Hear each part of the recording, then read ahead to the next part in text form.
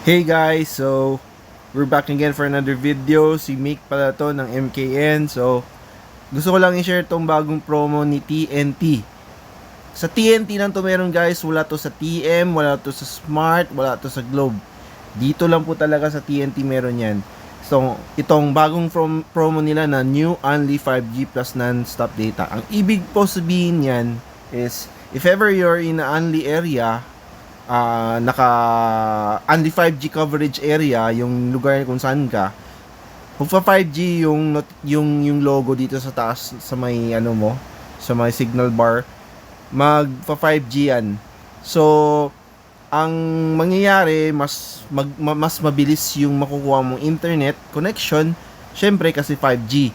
Pero wala kang problemahin if ever pupunta ka sa mga lugar na hindi naman nako-cover ng 5G, kasi meron pa rin siyang non-stop data. So makaka-internet ka pa rin, makaka-Facebook, makaka-YouTube, makaka-Netflix, kahit na hindi siya 5G. Pero stable pa rin yung connection, goods pa rin yung bilis ng internet, kasi na-try ko siyang tawag dito, check yung speed. Umaabot siya ng 3 Mbps to 5 Mbps kahit na non-stop data. So goods na rin talaga yun if you're just streaming and just doing Facebook.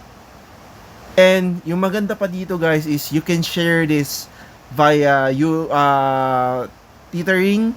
Yung magti-tether ka, yung tethering ba yun o tethering, ano na, iwan ko kung paano yung pronunciation, tamang pronunciation, sorry. So pwede mo i-share sa mga friends mo, kahit isa lang yung mag-load, tapos sharing na lang kayo sa connection. So goods talaga. Maganda to sa mga areas na parang yung mag-outing kayo, ganun. Meron kayong isang kasama nyo na register then i-share niya yung data niya sa inyo. So goods talaga. So yung ano lang dito, yung tinanggal ni TNT is yung free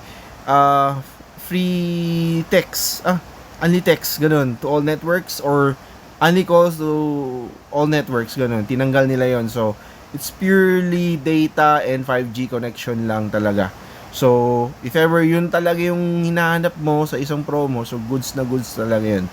So yun lang guys, meron siyang 99 for 1 day, 149 for 3 days, 299 for 7 days, and 999 for 30 days. So yan lang guys. I hope you naging informative tong videos, and please follow my page for updates. Okay, bye-bye.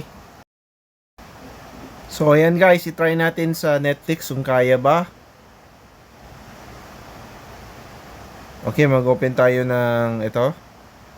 Try natin kung kaya niya ba mag-run ng movies sa Netflix. Sana hindi ako ma-copyright dito, pero yan, nag-play siya. So goods na goods. So hindi ko na ito-continue to kasi baka ma-copyright tayo. So magta-try na naman tayo ng video sa YouTube if kaya niya ba yung Full HD. Yan.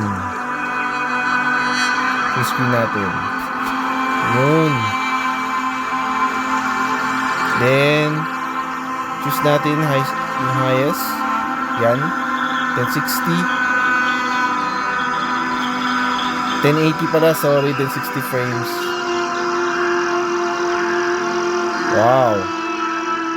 As you can see, kayang-kaya. So all goods. So ayan guys, magsasample po tayo ng internet speed ng only 5G plus data, only data, yung new promo ni TNT. So yun, nag 5G yung connection ko, as you can see.